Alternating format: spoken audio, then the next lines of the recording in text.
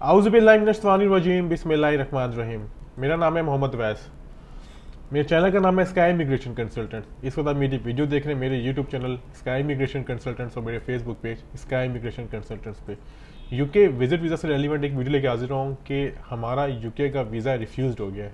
ठीक है, वीज़े लगते भी हैं और रिफ्यूज़ भी होते हैं, लेकिन एक ऐसा वीज़ा रिफ्यूज़ हुआ है जो वीज़ा रिफ्यूज़ल के चांसेस नहीं थे। वो चांसेस किस तरह से मैं आपको बताता हूँ आगे चल के, क्या गलती हुई एप्लीकेंट से या फिर हमारे ऑफिस से, मैं आपको बताऊंगा सारा कुछ। लेकिन सबसे पहले बात आप ये ज़हनशीन कर लें, कोई भी कंसल्टेंट आपको किसी किस्म की कोई गारंटी नहीं दे सकता कि वीज़ा रिफ्यूज़ होगा या अप्रूव्ड होगा, ना ही तो कोई डन बेस पे कोई काम कर सकता है। जिस तरह काफ़ी क्लाइंट्स आते हैं जी, कहते हैं जी कि डन बेस पे काम करते हैं, कॉल्स करते हैं या फिर हमें फ़लाँ बंदा इतने पैसे ले रहा है, वो डन बेस पे काम करना चाह रहा है या करवाना चाह रहा है, तो आप उन लोगों से करवा सकते हैं। लेकिन मैं आपको बात बता दूं कि ये टोटली फ्रॉड है, स्कैम होता है।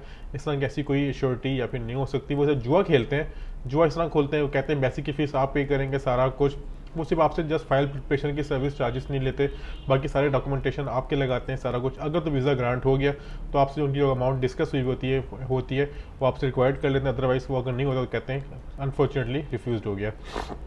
बहरहाल ये बात की बात है, ये बात मैं डिस्कस करूँगा। अभी जो आपसे डिस्कस कर रहा हूँ बात वो है यूके वीज़ा मेरा किस तरह रिफ्यूज़ हुआ।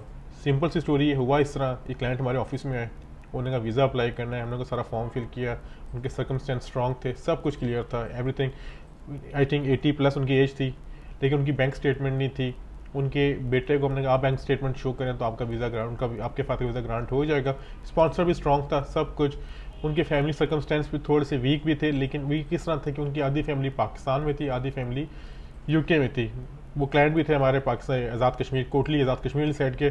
फिर हुआ इस तरह, जब उनका सारा केस हमने रेडी किया तो उनके बेटे के अकाउंट में थे कोई 12 लाख, यानी 1.2 मिलियन, यानी 12 लाख रुपए अकाउंट में थे जो फॉर्म फिल कर दिया। तो ये उनके लिए इनफ था, क्योंकि वो बिजनेसमैन थे, उनके पैसे इन आउट होते थे सारा कुछ। लेकिन अनफॉर्चुनेट उनकी बैंक स्टेटमेंट भी जस्ट एक ही थी जिस पर सारे ट्रांजेक्शन्स वो कर थे। जिस दिन उनकी अपॉइंटमेंट थी, यानी जिस दिन उन्होंने अपने डॉक्यूमेंट्स जाने थे लेके स्कैन करवा के देने के जैरी में, आपको पता है कि जैरी में डॉक्यूमेंट स्कैन होते हैं, तो उनके अकाउंट में जस्ट 2 से 2.5 लाख रुपए रह गए। तो ऑब्वियसली जब वीज़ा ऑफिसर के पास एक डॉक्यूमेंट्स गए, जब उसने डॉक्यूमेंट्स असेस किए, हम लोग वहाँ पर लिख रहे हैं 12 लाख रुपए, अब जब उसका डॉक्यूमेंट सारा 2.5 लाख पे, तो उसने इस बात पर क्लियरली रिफ्यूज़ल कर दिया जी कि मैं इस बात से यकीन नहीं करता कि जो पैसे आपके अकाउंट में मौजूद रहते हैं, क्योंकि आपका बिजनेस अकाउंट भी, आप इसको ट्रांजेक्शन्स भी यूज़ कर रहे हैं और प्रेजेंट टाइम में आपके अकाउंट में इतने पैसे हैं जिससे आप टिकट भी परचेज कर सकें। तो मुझे बात की तस्लीम नहीं कर सकता कि आपके पास इतने फाइनेंशियली स्ट्रॉन्ग हैं और आपके सर्कमस्टेंस हैं वहाँ जाके वापस आएंगे। तो इस वजह से वो यूके का वीज़ा रिफ्यूज़ हो गया। अब बनाने का मकसद क्या वीडियो का, मकसद ये कि आप लोग जो चीज़ें वीज़ा एप्लीकेशन फॉर्म पे शो करते हैं, यानी कि हमारी फैमिली है या नहीं है, अकाउंट में इतने पैसे हैं या नहीं है, 10-20 हज़ार रुपये की बात कुछ और होती है। आप डायरेक्टली 10 लाख पे विड्रॉ कर ले तो ऑब्वियसली आपके केस पे असर पड़ता है।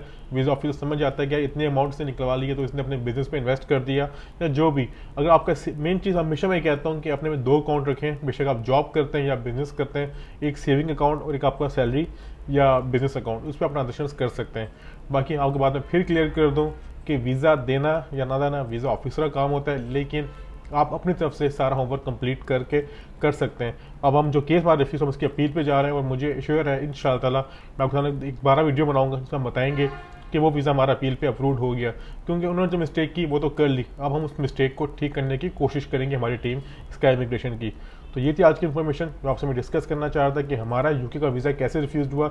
इसको तक स्क्रीन पर हमारा विजिटिंग कार्ड चल रहा होगा, जो हमारे सारे नंबर्स गिवन है, 03470505 दूसरा नंबर है 03240805 हमारा लैंडलाइन नंबर है 0587436198। हमारा ऑफिस विजिट कर सकते हैं। हमारा ऑफिस का एड्रेस है मीरपुर का 2nd floor, office number 86, Mirpur cricket stadium, opposite to Azad mega mart, Ideas बाग गुल अहमद, मीरपुर आज़ाद कश्मीर। मैं आपको बात ये भी एंड पर शेयर कर दूँ कि हमारे पास किसी किस्म के वीज़े ना ही तो हम लोग कोई डन बेस पे कंसल्टेंसी प्रोवाइड करते हैं। ये बात क्लियर है।